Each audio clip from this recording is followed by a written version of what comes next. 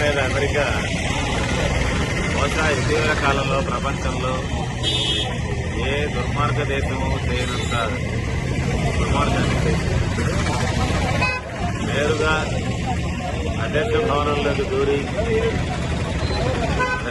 President భార్యని ఇద్దరిని మొదలై భార్యని కిడ్నాప్ చేసి తీసుకెళ్ళి భయపెడుతూ ఓర విరుచుకొని మాకు మీ ఆయిల్ కావాలి, ఆయిల్ మాకు ఇవ్వండి, మీ ఆయిల్తో మేము అమెరికా గొప్ప దేశంగా మారుతాము, మా గొప్పతనాన్ని మీరు అంగీకరించాలి అని చెప్పేసి ప్రపంచం అంతా ఇష్టపోయినట్టుగా చూస్తూ ఉంది.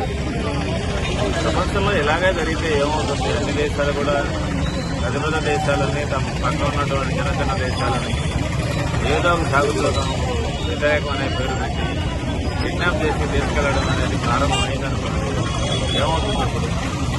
అందుకే చెప్పేది అదే కదా, మీరు కూడా ఈ పని చేయడానికి కదా. రెండో విషయం ఏమిటంటే ఆయన నిలబడింది వెలుగుగా, ధైర్యంగా నిలబడింది. ఈ రోజు కూడా నిలబడింది. 80 లక్షల మంది ఈ రోజు వెనుజులాలో తుపాకులు పట్టుకోవడానికి సిద్ధమయ్యారు అమెరికాకి వ్యతిరేకంగా.